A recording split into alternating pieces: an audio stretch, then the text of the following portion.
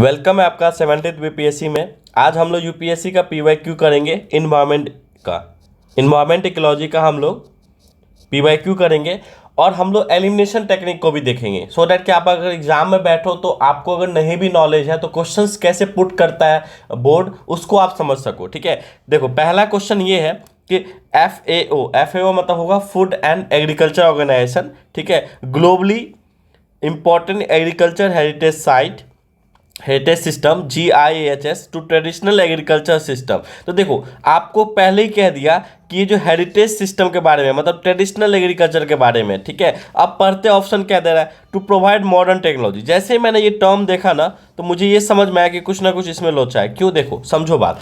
अगर हम आपको कह रहे हैं कि हमको ऑर्गेनिक फार्मिंग करना है, ठीक है, तो अगर ऑर्गेनिक फार्मिंग करना है तो क्या हमको HYV जो भी हाई इल्ड वैरायटी सीड है ना, जो उस टाइम में ग्रीन रेवोल्यूशन टाइम में आया था, क्या हम वो यूज करेंगे? ऑर्गेनिक फार्मिंग में ऑर्गेनिक यूज करेंगे ना। ऐसे अगर हम लोग हेरिटेज मतलब होता है पुराना चीज़ें, ट्रेडिशनल चीज़ें, अगर उसको चीज़ को हम लोग यूज करेंगे और उसको आगे बढ़ाएंगे तो हम मॉडर्न टेक्नोलॉजी क्यों करेंगे? तो to provide modern technology training modern farming method and financial support to local community of identify GS as to greatly enhance their agriculture productivity. देखो बोर्ड आपको ऐसा ऑप्शन देगा नहीं कि आपको लगेगा क्या कि ये सही है। ठीक है, ऐसे तरीके से आपको देगा, लेकिन ऑप्शन उसके अंदर भी देगा कि आप गलत बोल सको। तो पहला गलत है, तो जहां जहां ऑप्शन फर्स्ट है ना उसको कट कर दो। ठीक है, अब दो ऑप्शन बचा, दोनों में टू है, इसका मतलब ये है कि टू तो पक्का ही सही है। तो टू पढ़ो नहीं पढ़ो कोई दिक्कत नहीं है। ठीक है, थर्ड देखो, to provide geographical indication status to all the variety of the agriculture. सबसे पहला बात ये है कि ज्योग्राफिकल इंडिकेशन ये क्यों देगा? अगर मान लो देगा भी तो सारे जितने भी वैरायटी एग्रीकल्चर का ऑल एक एक्सट्रीम स्टेटमेंट है। जब भी ऑल होगा तो ये सब क्या स्टेटमेंट है, मतलब सबको, मतलब एक भी नहीं छूट सकता है। अगर मान लो इंडिकेशन भी देगा तो कुछ ना कुछ ऐसा होगा ना क्रॉप जिसको नहीं देगा। मान लो एग्रीकल्चर से रिलेटेड ही है तो कुछ ना कुछ ऐसा होगा जिसको नहीं दे सकता है। जो मान लो जेनेटिकली मॉडिफाइड क्रॉप्स है, GMO क्रॉप्स, ये तो ट्रेडिशनल नहीं है लेकिन ये भी तो क्रॉप है। जैसे हम लोग जो भी हम लोग बीटी कॉटन वगैरह बनाते हैं, ये क्या है? मॉडिफाइड क्रॉप्स है, तो है तो क्रॉप्स भी, इसको तो नहीं देगा ना। जैसे ऑल दे दिया मतलब 3 भी गलत है, तो जैसे 3 गलत है तो ये भी स्टेटमेंट चला गया। अब क्या आंसर होगा? बी होगा। ठीक है, थोड़ा देख लेते हैं। अब देखो इसमें मैं एक चीज ऐड करना चाहता हूं कि आपका जो केरला में एक प्लेस है जिसको हम लोग बोलते हैं कुटान प्लेस है जो बिलो सी लेवल है, मतलब हर चीज सी लेवल का हाइट पे होता है। जैसे बिहार भी देखोगे तो सी लेवल से कुछ हाइट पे, हर चीज सी लेवल से हाइट पे होता है, लेकिन ये सी लेवल से नीचे है। मतलब पानी ऐसा चीज है ना, थ्रू आउट द अर्थ उसका लेवल सेम है। तो हम लोग जब भी नापते हैं ना किसी भी चीज को तो सी लेवल से नापते हैं। आप जाना स्टेशन पर लिखा रहेगा ये स्टेशन सी लेवल से इतना हाइट पे है। इसका मतलब ये है कि हमें पता होना चाहिए कि केरला का कुटान जो है ना ये सी लेवल बिलो सी लेवल फार्मिंग सिस्टम है और यहाँ पे यूनिक राइस कल्टीवेशन किया जाता है। ये भी आप ध्यान पे रख लें क्योंकि इसके साथ ही ये ऐड में है, इसको समझ में आना चाहिए। तो आपको समझ में आ रहा है। थोड़ा देखो GIHS क्या है, FAO ने निकाला है, ट्रेडिशनल एग्रीकल्चर के लिए है, आइडेंटिफाई करता है और सेफगार्ड करता है eco friendly traditional farm practices and their associated local communities. तो समझ में आया, ट्रेडिशनल चीजें कर रहा है तो मॉडर्न तो होगा नहीं, सबसे पहला बात। ठीक है, नेक्स्ट देखो, नेक्स्ट है कि एनेक्सर 1 कंट्री जो है ना कार्टिजना प्रोटोकॉल है, certify emission reduction Nagoya protocol है और क्लीन डेवलपमेंट मैकेनिज्म आपका क्योटो प्रोटोकॉल है। अगर आपको ये पता चल जाए ना कि देखो कि नागोया प्रोटोकॉल जो है ना उसमें हम लोग इमिशन रिडक्शन का बात नहीं करते। इमिशन रिडक्शन मतलब हो गया कि जो भी हमारा हार्मफुल सब्सटेंसेज है, जैसे मान लो कार्बन डाइऑक्साइड, मीथेन, जो भी ग्रीन हाउस गैस है उसको कम करने के बातें हम नागोया प्रोटोकॉल में नहीं करते। क्यों? क्योंकि हम नागोया प्रोटोकॉल में क्या बात करते हैं? Fair and equitable sharing of benefit from the use of genetic resources. मतलब ये हो गया कि जो भी जेनेटिक रिसोर्सेज है, जेनेटिक रिसोर्सेज मतलब हम जो भी जीन में जैसे GMO जेनेटिकली मॉडिफाइड क्रॉप्स है, अब GMO को निकाल लिया, इंडिया ने GMO निकाल लिया तो इसका फायदा हर एक आदमी, हर एक कंट्री को मिलना चाहिए। ऐसा नहीं कि इंडिया ही फायदा निकाल रहा है। तो नागोया प्रोटोकॉल ये बोलता है कि अगर आप कुछ भी जेनेटिक रिसोर्सेज बना रहे हो, मॉडर्न टेक्नोलॉजी से बना रहे हो, वो सब में बांटो। मतलब ये है कि ये तो ग्रीन हाउस गैस के बारे में बात नहीं करता, इमिशन के बारे में बात नहीं करता है। मतलब ऑप्शन 2 गलत हो जाएगा। जैसे ऑप्शन 2 को एलिमिनेट करोगे ऑप्शन 3 पे आप पहुंच जाओगे। मतलब सिर्फ और सिर्फ 3 सही है, 1 भी गलत निकल गया। ठीक है, मतलब clean development mechanism Kyoto protocol का है। मतलब आप समझो ये सब सब आपका क्योटो प्रोटोकॉल का ही है, सब क्योटो प्रोटोकॉल का ही सब ऑप्शन था। लेकिन हमको आंसर तक कैसे पहुंचना है इस बात को समझो। अगर आपको बेसिक अंडरस्टैंडिंग मिल गया ना, आपको एग्जाम में क्वालिफाई करने से कोई नहीं रोक सकता। सिर्फ बेसिक पे ध्यान दो, हर टर्म का मतलब समझो। थोड़ा देख लेते हैं। देखो यूएनएफसीसी क्या है? United nation framework for climate change के लिए, कॉन्फ्रेंस ऑन क्लाइमेट चेंज, ठीक है। ये 1992 में आया, ठीक है, to address global climate change को लेकर। और इसका गोल क्या? To stabilise greenhouse gas concentration. जो ग्रीन हाउस गैस है ना, जो भी ग्रीन हाउस गैस है जिसका हमारा क्या हो जाता है, ग्लोबल वार्मिंग, हमारा अर्थ का टेम्परेचर बढ़ रहा है, जैसे मीथेन हो गया, कार्बन डाइऑक्साइड, ये सब क्या कर रहा है, हमारे एटमोस्फियर का टेम्परेचर बढ़ा रहा है। ये सब ग्रीन हाउस गैस है। इसका जो कंसंट्रेशन है, मतलब इसका जो अमाउंट है उसको कम करना है, ठीक है। ये यूएनएफसीसी बोलता है। यूएनएफसीसी के अंदर ही क्योटो प्रोटोकॉल आया। ये अडॉप्टेड हुआ 1997 में, इफेक्ट हुआ 2005 से, इफेक्टिव हुआ 2005 से, मतलब 2005 से लागू हुआ, ठीक है। Emission reduction obligation on develop nation, जो भी डेवलप नेशन है ना उसके को इमिशन रिडक्शन ऑब्लिगेशन ला दिया इसने। मतलब ये है कि देखो अमेरिका जो बना ना, तो अमेरिका बहुत पहले से फैक्ट्री वगैरह खुला है। इंडिया तो 1947 में आज़ाद हुआ, तो उसके बाद हमने फैक्ट्री लगाना स्टार्ट किया। तो वो तो बहुत पहले से इन्वायरमेंट को खराब कर रहा है। तो वो डेवलप नेशन है ना, तो उनका ज़्यादा जिम्मेदारी बनता है कि वो ग्रीन हाउस गैस को और इन सब चीज़ों को कंट्रोल करे, क्लाइमेट चेंज पे ध्यान दे। हम तो डेवलपिंग नेशन है, हमने अभी तक यूज ही नहीं किया, तो हमें तो मौका मिलना चाहिए यूज करने का। हम कम भी करेंगे लेकिन उनकी जिम्मेदारी ज़्यादा बनती है। तो ध्यान रखना, क्योटो प्रोटोकॉल डेवलप नेशन के लिए आया था, ठीक है। नेक्स्ट देखो पेरिस एग्रीमेंट हुआ। ये क्या कर दिया? रिप्लेस कर दिया क्योटो प्रोटोकॉल को, और 2015 में आया। ये क्या बोलता है? ये फोकस करता है किस पे? लिमिटिंग ग्लोबल वार्मिंग को टू बिलो, अभी टेम्परेचर बढ़ रहा है तो 2 डिग्री सेल्सियस तक हमको कम करना है टेम्परेचर को। मोस्ट प्रोबेबली 1.5 डिग्री तो करना ही करना है, ठीक है। जैसे मान लो 40 डिग्री टेम्परेचर है अर्थ का, तो हमें 38.5 करना है 38 है, लेकिन 38.5 तो करना ही करना है। Recognise individual countries emission reduction pledge. इन्होंने क्या कर दिया था कि इंडिविजुअल जो कंट्री है ना, उनका जो प्लेज है, मतलब इंडिया कितना कम करेगा, अमेरिका कितना कम करेगा, हर एक कंट्री का डिसाइड कर दिया, ठीक है। ये नॉट ए लीगली बाइंडिंग है, ऐसा नहीं कि ये जो बोलेगा वो इंडिया को करना ही करना है, ठीक है। और इंडिया इसके कमिटमेंट को एक्सेप्ट कर ले। इंडिया ने अपना कमिटमेंट दे दिया कि हम जो भी करेंगे 2070 तक, 47 तक, 2030 तक, ऐसा इन्होंने प्लान किया। CO2 कब करना है, ग्रीन गैस कब करना है, वो अलग चीज़ है। मतलब मोटा मोटी समझ में आया। क्योटो प्रोटोकॉल पे आपको क्या ध्यान पे रखना है? ग्रीन हाउस गैस की बातें करता है, इमिशन रिडक्शन की बात करता है। सेम चीज पेरिस एग्रीमेंट बात करता है। ये दोनों किसका पार्ट है? यूएनएफसीसी का पार्ट है, ठीक है।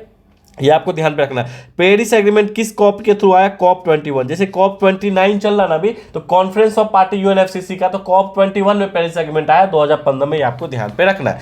अब देखो एनेक्सर 1 जो क्वेश्चन में पूछ रहा था ना, वो भी देख लेते हैं। वो क्योटो प्रोटोकॉल से ही है। UNFC and Kyoto protocol once ratified legally binding, और ग्रीन गैस आपको कम करना पड़ेगा। अगर कोई भी क्योटो प्रोटोकॉल को एनेक्सर 1 को साइन कर दिया, तो उसके ऊपर लीगली बाइंडिंग हो जाएगा कि उसको ग्रीन हाउस गैस को कम करना ही करना है, ठीक है। ये था मेनली फॉर डेवलप नेशन के लिए। अभी बताएं क्योटो प्रोटोकॉल डेवलप नेशन के लिए। अब यहाँ पे एक टर्म है कार्टेजेना प्रोटोकॉल, ठीक है। ये किसके लिए? तो आपको कार्टेजेना प्रोटोकॉल बायोसेफ्टी के लिए। दोनों टर्म्स ध्यान पे रख लो, एग्जाम में पूछेगा। एक तो कार्टेजेना प्रोटोकॉल बायोसेफ्टी के लिए, और नेगोया प्रोटोकॉल क्या? फेयर एंड इक्विटेबल शेयरिंग है। ये टर्म्स ध्यान पे रख लो, fair and equitable sharing of genetic resources, ठीक है। उसके बाद क्या ध्यान पे, ठीक है, आपको क्या ध्यान पे रखना है कि कार्टेजेना प्रोटोकॉल बायोसेफ्टी का बात करता है। बायोसेफ्टी मतलब लीगली बाइंडिंग है as a part of CBD, convention of biodiversity. मतलब ये है कि ये जितने भी आप इंपोर्ट और एक्सपोर्ट कर रहे हो ना, लिविंग मॉडिफाई ऑर्गेनिज्म और कॉमोडिटी, जितने भी हम जेनेटिकली मॉडिफाई क्रॉप्स वगैरह इंपोर्ट या एक्सपोर्ट कर रहे हैं ना, उसको थोड़ा बहुत ध्यान पे रखना है, बायोसेफ्टी करना है। तो 2 टर्म याद रख लो मेरे हिसाब से। कार्टेजेना प्रोटोकॉल बायोसेफ्टी मेजर रखता है, उसको क्लाइमेट चेंज से कोई मतलब नहीं, ठीक है। नगोया प्रोटोकॉल को क्लाइमेट चेंज से कोई मतलब नहीं, फेयर और इक्विटेबल शेयरिंग से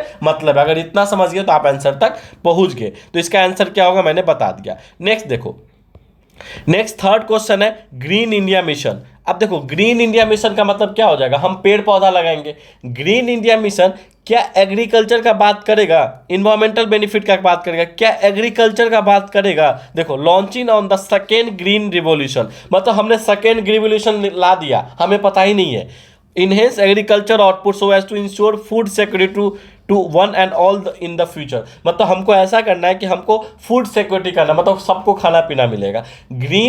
जो ग्रीन इंडिया मिशन है, इससे खाना पीना का कोई लिंक नहीं है। सोचो तो आप, अगर हमने क्या किया था, अगर हमने जब ग्रीन रेवोल्यूशन लाया था, तो ग्रीन रिवोल्यूशन तो अलग चीज हुआ ना, उसमें हम लोग क्या कर रहे थे, हम लोग खेती बाड़ी बढ़ा रहे थे, एग्रीकल्चर बढ़ा रहे थे। लेकिन ये ग्रीन इंडिया मिशन क्या होगा कि हम पेड़ पौधा लगाएंगे, हम अपना फॉरेस्ट बढ़ाएंगे। तो सेकेंड ऑप्शन तो पक्का नहीं होगा भाई साहब, सेकेंड कट कर दो, ठीक है। अब या तो 1 सही होगा या फिर 3 सही होगा।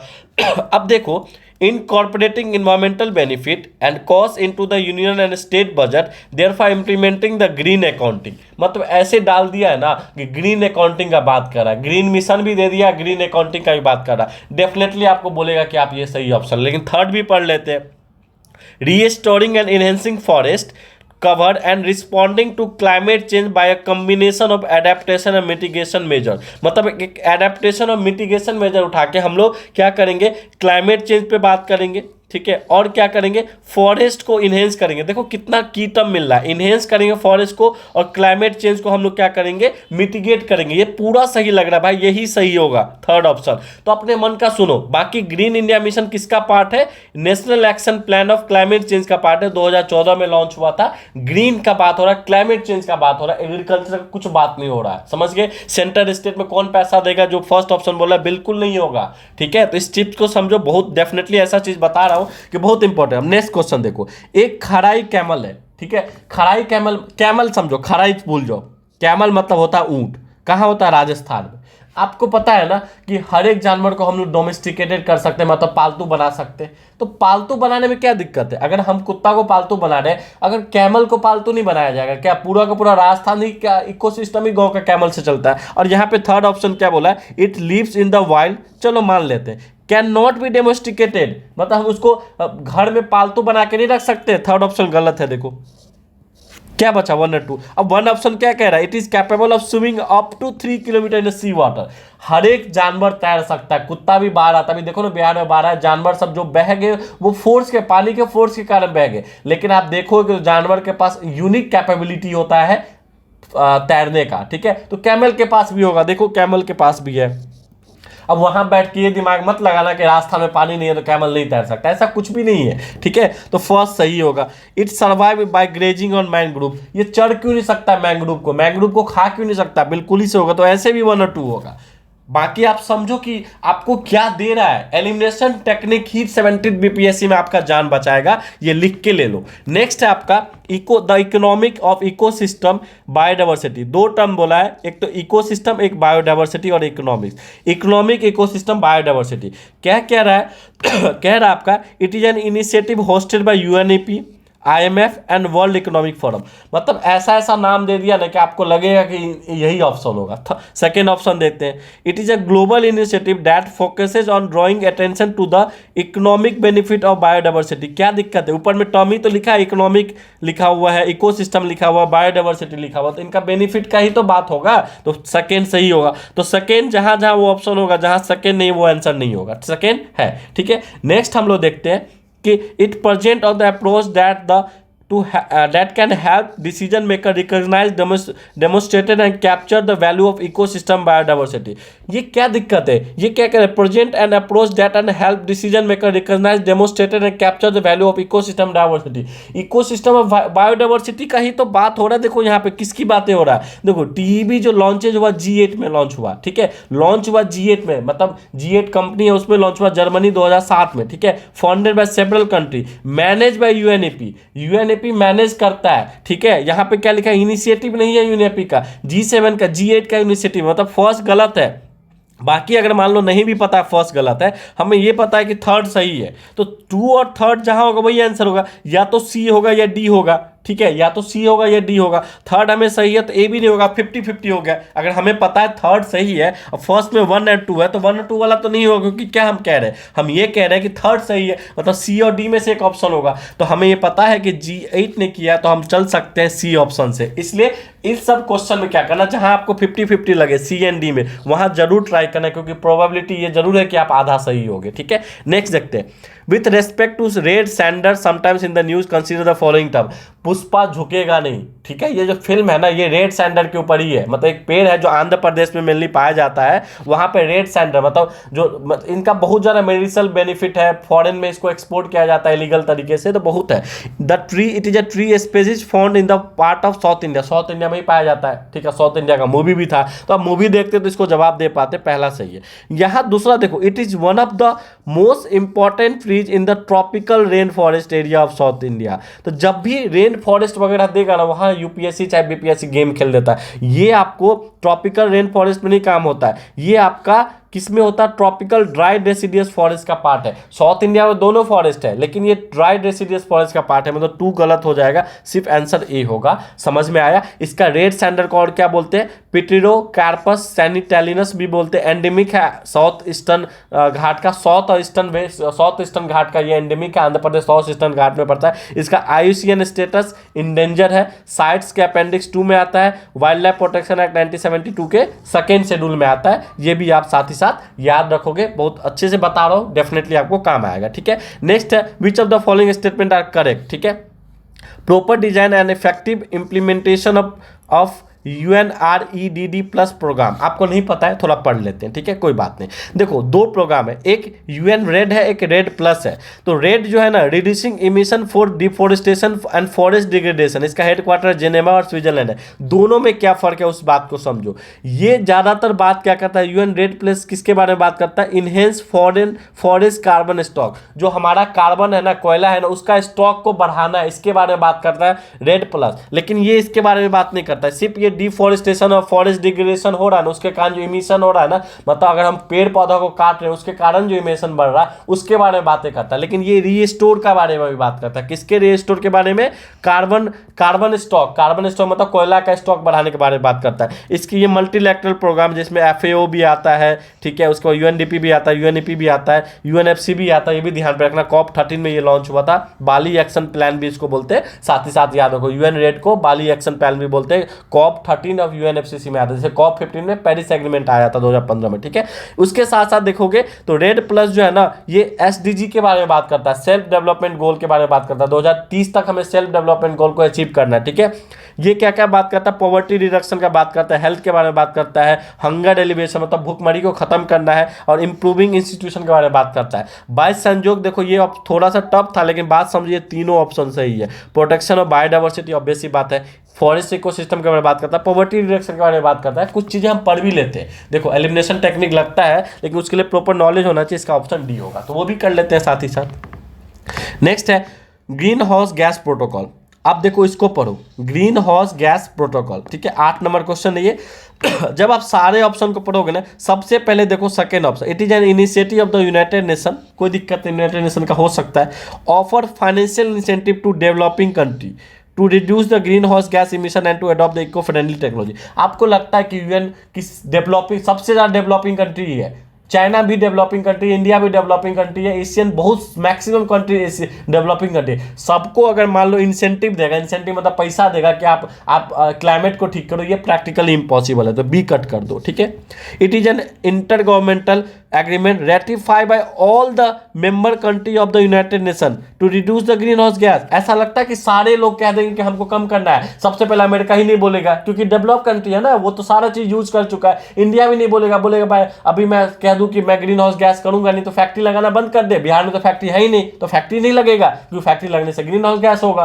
तो समझ रहे हो बात, तो ऐसा नहीं होगा। जब भी ऑल टर्म दिखेगा ना, मतलब वो गलत है, मतलब सी भी आपका गलत है, ठीक है। नेक्स्ट है, it is one of the multilateral red plus initiative hosted by the world bank. हमने पढ़ा है क्या, अभी रेड प्लस पढ़ा है ना हमने, उसमें है क्या, कभी कहीं आपने देखा कि ग्रीन हाउस गैस के बारे में बातें कर रहा है? वो फॉरेस्ट के बारे में बात कर रहा है, वो इमिशन फॉरेस्ट के थ्रू के बारे में बात कर रहा है। ग्रीन हाउस गैस के बारे में कभी डायरेक्ट बात नहीं किया, ग्रीन गैस प्रोटोकॉल के बारे में, वो तो डी भी सही होगा। अब पहला देखो, it is an intergovernmental accounting tool for government and business leader to understand the quantify and the manage the greenhouse gas emission. आपके दिमाग में आएगा सर बिजनेस के बारे में क्यों कर रहा है, कि जो बिजनेसमैन है वही तो ग्रीन हाउस गैस ला रहे हैं फैक्ट्री लगा के।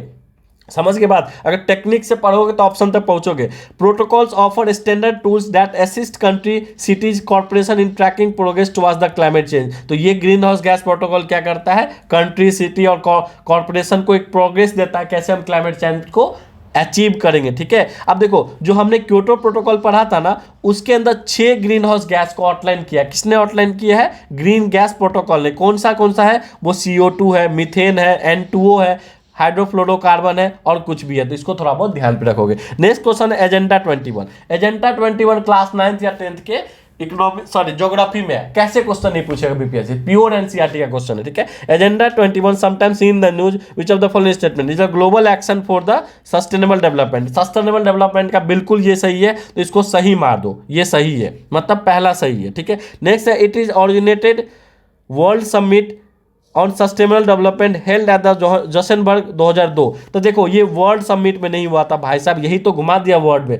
ये अर्थ समिट में हुआ था, जिसको हम लोग जहां कहाँ हुआ था? रियो डी जेनेरियो ब्राजील 1992 में हुआ था। देखो वर्ल्ड समिट डाल दिया, होना चाहिए था अर्थ समिट। तो देख रहे हो, मतलब अगर आप अगर कीन ऑब्जर्वर से पढ़ोगे ना क्वेश्चन को, आधा आंसर वही मिल जाएगा आपको। लगेगा वर्ल्ड समिट नाम का कुछ हुआ ही नहीं कभी, अर्थ समिट तो पढ़े थे, पढ़ रहे हो ना, अभी पढ़ोगे तो एग्जाम में भी याद आएगा। मतलब 2 गलत है, मतलब सीधा ये आंसर होगा। ठीक है, नेक्स्ट देखो Gadgil committee report and Kasturirangan committee report sometimes seen in the news are related to. Sometimes in the news कह दिया, आप न्यूज पढ़ते रहो। ठीक है, देखो कॉन्स्टिट्यूशनल रिफॉर्म से नहीं है ये। ठीक है, गंगा एक्शन पैनल से नहीं है ये, मेनली क्या प्रोडक्शन ऑफ वेस्टर्न घाट से।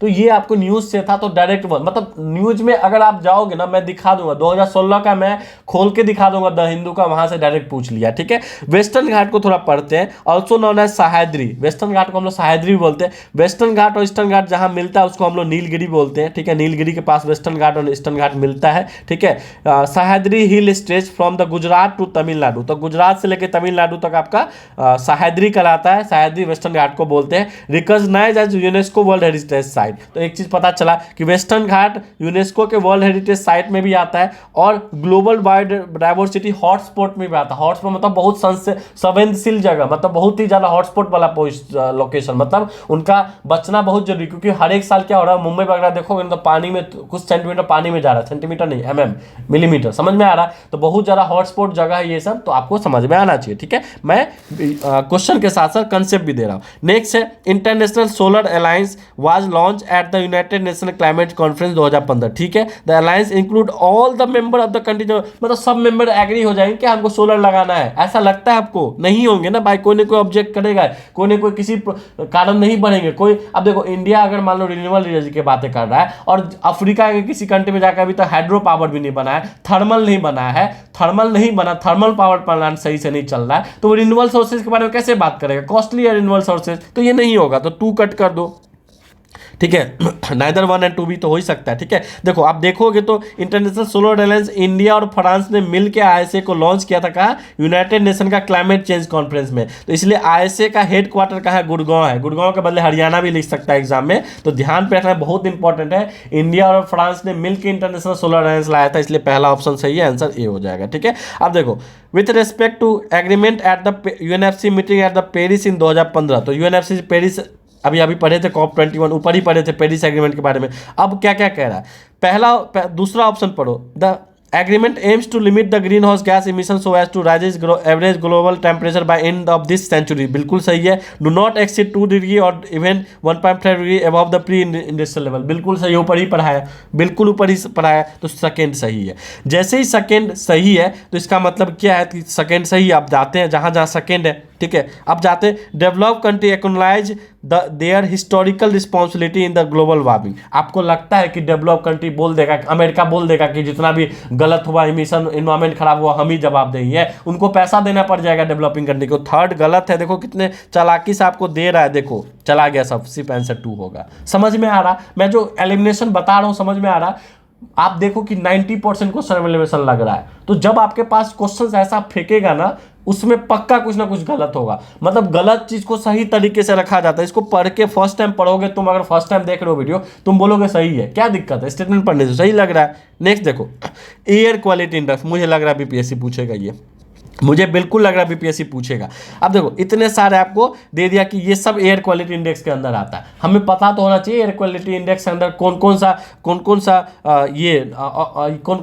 आता है, मतलब कार्बन मोनोऑक्साइड आता है कि मीथेन आ रहा है, क्या क्या आ रहा है, ये पता होना चाहिए ना। तो आप देखो, अगर आप देखो कि कौन कौन सा पॉल्यूटेंट्स आ रहा है एयर क्वालिटी इंडेक्स में, तो PM PM10 आ रहा है। PM10 मतलब पार्टिकुलर मैटर, ये कोर्स है, थोड़ा ये मोटा होता है, ये थोड़ा कम मोटा होता है। PM2.5 NO2 मतलब nitrogen dioxide, sulphur dioxide, carbon monoxide, ozone, NH3 ammonia, PB मतलब लीड, ये शॉर्ट टर्म होते हैं, 24 घंटा तक ही आसमान में रहते हैं। तो नेशनल एयर क्वालिटी इंडेक्स मतलब आप देखोगे NAQI, आप देखोगे कि NAQI का अपना मोबाइल खोलो और दिल्ली का बता देगा एयर क्वालिटी इंडेक्स क्या खराब था। एयर क्वालिटी इंडेक्स पे कैसे बीपीएससी क्वेश्चन नहीं पूछेगा। तो मतलब आपको कहीं यहाँ पे CO2 दिखा है, CO2 नहीं है ना, तो CO2 देखो पहला ऑप्शन ही CO2 है। जैसे पहला ऑप्शन को कट करो तो ये चला जाएगा, ये चला जाएगा, ये चला जाएगा, ये सही होगा, बाकी सब ऑप्शन आप नीचे पढ़ो। तो समझ लो, अगर आपके पास कंसेप्ट, अगर एयर क्वालिटी इंडेक्स से पूछेगा ना तो बीपीएससी भी यही पूछेगा आपसे, इनमें से कौन कौन सा एयर क्वालिटी इंडेक्स में आ रहा है। तो याद कर लो ना, देखो ना, कार्बन डाइऑक्साइड नहीं, आपसे पूछेगा या देगा ऑप्शन में कार्बन डाइऑक्साइड। थोड़ा और पढ़ लेते इसके अंदर। देखो नेशनल क्लीन एयर प्रोग्राम जो NCAP जो आया 2019 में लॉन्च हुआ है, ministry of environment forest climate change India ने लॉन्च किया इसको। एम क्या है, national framework for air quality management, पूरा इंडिया लेवल पे एयर क्वालिटी मैनेजमेंट तैयार किया जाएगा। टारगेट क्या है कि हमको 20% रिडक्शन करना PM10 में और PM2.5 में। ये बहुत बेकार चीज़ है, पार्टिकुलर मैटर 10 और पार्टिकुलर मैटर 2.5 बहुत बेकार चीज़ है। विद इन 5 ईयर 2019 से लेकर 2024 तक 20% कम करना। 2024 में पेपर दे रहे हो तो कैसे इंपॉर्टेंट नहीं है बताओ, ठीक है। Focus on the 132 non attendant city falling short of national ambient air quality standard. जो भी national ambient air quality standard के अंदर 132 सिटी जो नहीं आ रहा है उस पर फोकस करना है। तो हम थोड़ा पढ़ लेते, ये क्या है national ambient air quality standard. देखोगे तो इसके अंदर कुछ और भी पॉल्यूटेंट्स ऐड कर दिया है। मतलब जो 8 पॉल्यूटेंट है ना एयर क्वालिटी इंडेक्स का, उसके साथ साथ बेंजीन हो गया, बेंजोपायरिन हो गया, आर्सेनिक हो गया, निकल हो गया, इसको ऐड कर दिया गया। उससे भी ज्यादा इंपॉर्टेंट क्या है कि 40% हमको डिक्रीज करना है PM मतलब प्राइम मिनिस्टर नहीं, पार्टिकुलर मैटर के कंसंट्रेशन में 2026 तक। बताओ कैसे नहीं पूछेगा। मैंने इसमें क्या किया है ना, बहुत अच्छे से करंट अफेयर्स भी ऐड कर दिया आप लोग के लिए, ठीक है। नेक्स्ट देखो national air quality monitoring programme NAMP जो है ना, 4 पॉल्यूटेंट है इसके अंदर, SO2 NO2 PM10 PM2.5। PM सब में है, देख लो। पार्टिकुलर मैटर बहुत बेकार चीज है भाई। नेक्स्ट देखो sustainable development goal were first propose in 1972, ठीक है, कोई दिक्कत नहीं। By global think tank called club of Rome. आप बताओ club of Rome sustainable development बिल्कुल ही लिंक नहीं है। SDG जो है ना अडॉप्ट हुआ है UN मेंबर के थ्रू। ये तो बिल्कुल, अगर इन्वायरमेंट आता है तो पता होना चाहिए। यूनाइटेड नेशन मेंबर जो है ना वो सस्टेनेबल डेवलपमेंट गोल का बात करें, मतलब सशस्त्र मतलब हिंदी में मैं नहीं बोल पा रहा हूँ, सशस्त्र डेवलपमेंट का बात करेगा, ठीक है। पहला गलत है। सस्टेनेबल डेवलपमेंट अचीव बाय 2030 बिल्कुल सही है, मतलब सिर्फ बी होगा। क्लब ऑफ रोम जो है ना वो किसके बारे में बात करता है, limit to growth, discuss sustainability के बारे में बात करता है, लिमिट टू ग्रोथ के बारे में बात करता है, SDG के बारे में बात नहीं करता है, ठीक है। थोड़ा देख लेते हैं, ये आपको पता होना चाहिए, बहुत इंपॉर्टेंट है, लिख लो इसको, ये आएगा। वेना कन्वेंशन किससे रिलेटेड है, protection of ozone layer, ozone layer के प्रोटेक्शन से रिलेटेड है, 1985 में आया था। मॉनिटरिंग प्रोटोकॉल किससे रिलेटेड है, सब्सटेंस दैट डिप्लेट्स ओजोन लेयर, जो डिप्लेट लेयर ओजोन लेयर को खत्म कर रहा है। अब देखो एक चीज था, स्टॉकहोम कॉन्फ्रेंस था। स्टॉकहोम कॉन्फ्रेंस देखोगे तो 1972 में हुआ था, जब इंदिरा गांधी उसको अटेंड की थी। मैंने एनवायरमेंट लेक्चर में बताया, लेकिन मैं कह रहा हूँ स्टॉकहोम कन्वेंशन किसके ऊपर है, तो POP के ऊपर है, 2001 में आया था। POP मतलब ठीक है, परसिस्टेंट ऑफ ऑर्गेनिक पॉल्यूटेंट्स के ऊपर। ये तीनों याद कर लो, ठीक है। नेक्स्ट है, लास्ट क्वेश्चन है, with respect what is the importance of the United Nation convention to the combat desertification. क्या है इसका ऑप्शन बता दिया, ठीक है। कॉम्बैट डिजर्टिफिकेशन देखो, it aims to promote effective action plan through innovative and national programme supportive international partnership.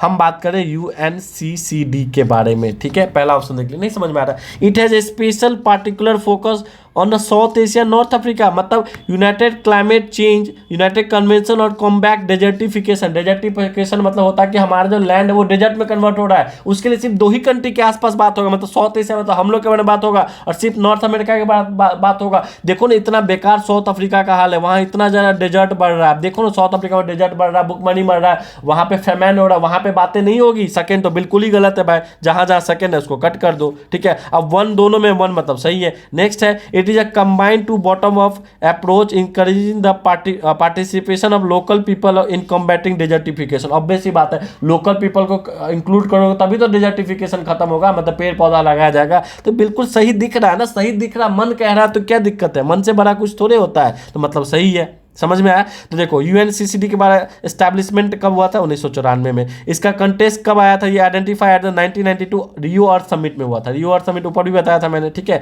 As the key challenge to sustainable development के बारे में बात हुआ था, ठीक है। इसका स्कोप क्या है? ये लीगली बाइंडिंग है, ये ध्यान पे रखना, ठीक है, ये लीगली बाइंडिंग है, मैक्सिमम नॉन लीगली बाइंडिंग होता है। Linking environment and development sustainability, land management के बारे में बात करता है, डिजर्टिफिकेशन के बारे में बात करता है। इसका फोकस एरिया क्या है? जो एड्रेस एरिड हो गया, सेमी एरिड हो गया, ड्राई सब ह्यूमिड एरिया हो गया, इस जो ड्राई लैंड कहलाता है, जो भी जहाँ पे भी ड्राई लैंड हो रहा है, जहाँ खेती नहीं हो रहा है, उसके बारे में बात करेगा। इसका 195 पार्टीज है अंडर द कन्वेंशन। ऑब्जेक्टिव क्या? Improving the living condition of dry land, ठीक है। उसके बाद maintain restore land and soil productivity, ठीक है। तो इसका ऑप्शन क्या हो जाएगा? सी हो जाएगा 1 और 3। आई होप कि इस वीडियो में मैंने बहुत मेहनत किया है और आपको मजा भी आएगा। वीडियो बड़ा है, देखोगे तो बहुत कुछ सीखोगे। आप एक ही काम करो, इसका प्रिंट आउट निकलवाओ, जो मैंने लिखा है as it is print out निकालो, 1-2 बार पढ़ो, एग्जाम में डेफिनेटली हेल्प करेगा। अगर आपको ऐसा वीडियो चाहिए तो कमेंट कीजिए। ये बात मैं लास्ट में इसलिए कह रहा हूँ कि जो पूरा सुनेगा उसी को इस वीडियो का नीड होगा, ठीक है। अगर आपको नीड है तो कमेंट कीजिए, नेक्स्ट वीडियो फिर आएगा। Thank you.